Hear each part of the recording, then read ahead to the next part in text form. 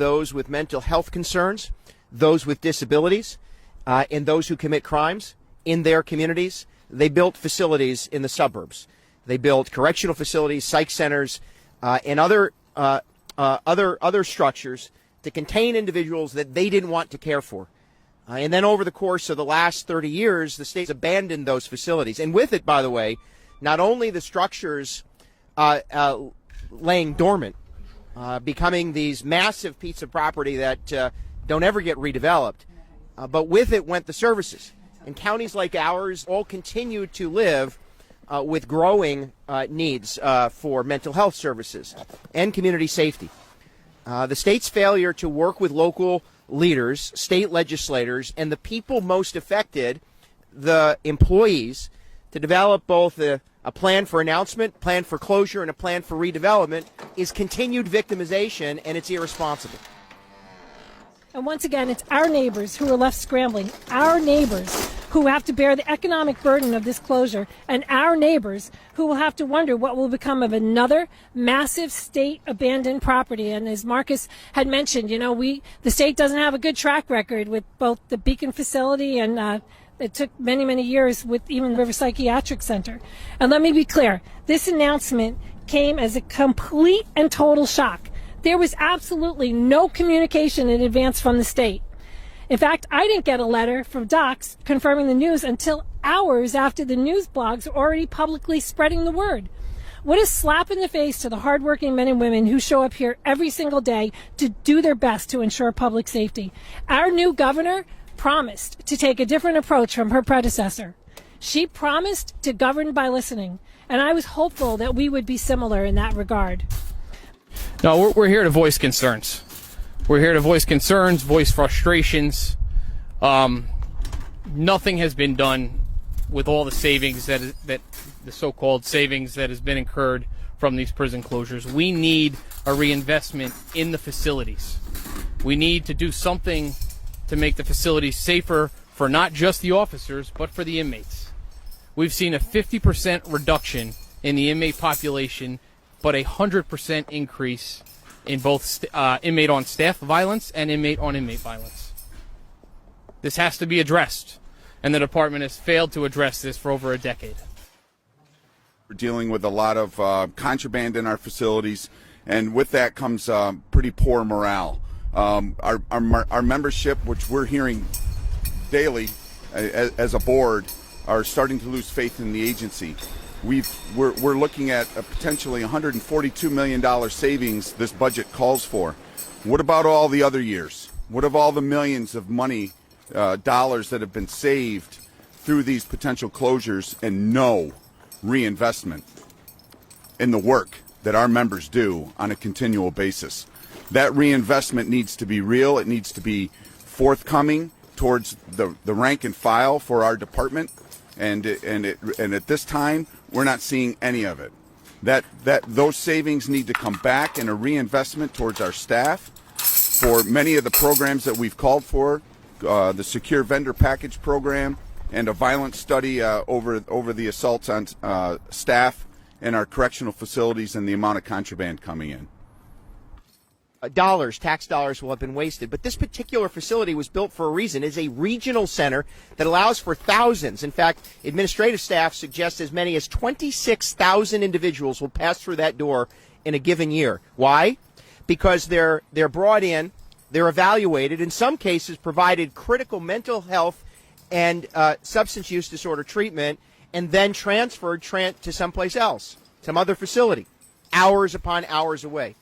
As someone responsible for a correctional facility, I can tell you right now, telling an individual who might be dealing with substance use disorder or with severe mental health concerns, putting them on a bus and transporting them 3 or 4 hours away without that kind of interaction with professional staff only threatens their safety and the safety of the people who work with them. That facility is there for a reason. It helps to move people both into the state's correctional system and back out into the community. Thirdly, and I think as importantly, this announcement, and ultimately if the state is allowed to move forward with its closure, displaces 600 families and, by the way, those inmates within that facility.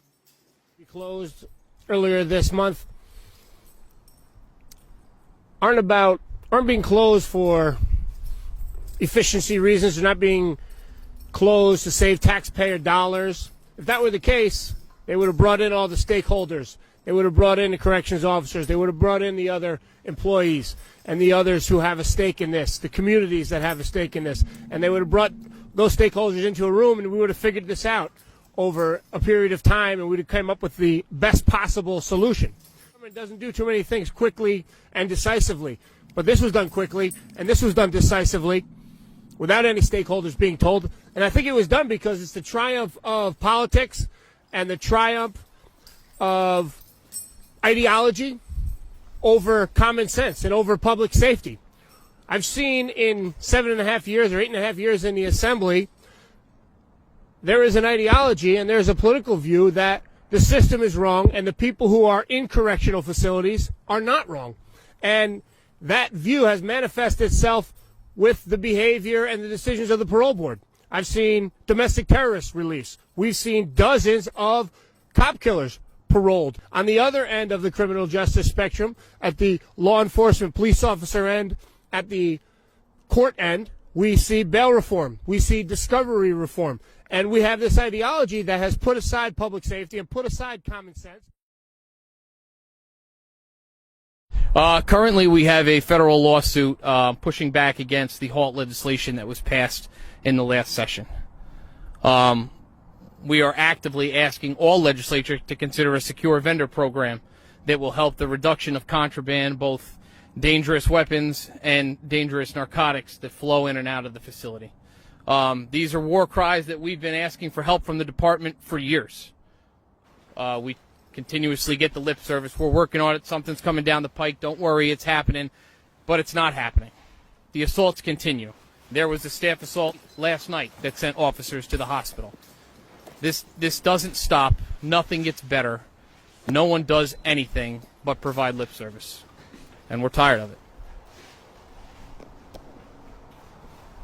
It's certainly not the responsibility of the people who work behind those walls to try to explain to state legislators why their lives are at risk. And at the end of the day, what we ought to be doing and will encourage residents all across this region, you don't have to drive much further than 2 or 3 miles down the road to see what happens when the state abandons a correctional facility. So pick up the phone, get on the computer, and email your state legislator, call your state legislator. Karen's here, Sue's here. Democrats are in the majority in both houses of the state legislature. They can decide to stop this. This announcement, and ultimately if the state is allowed to move forward with its closure, displaces 600 families and, by the way, those inmates within that facility.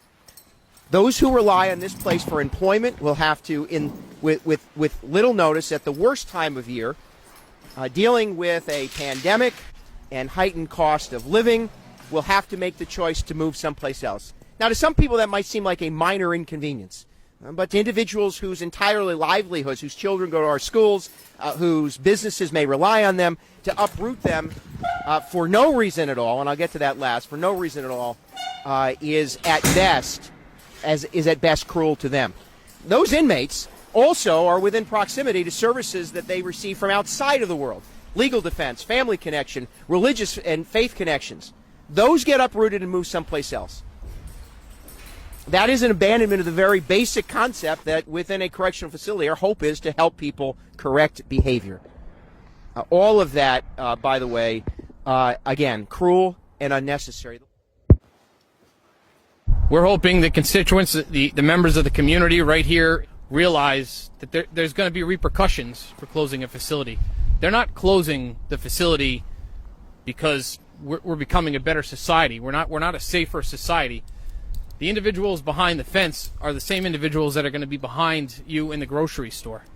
And if you want a rehabilitated individual, closing facilities and stockpiling inmates and the remaining is not the way to get it done.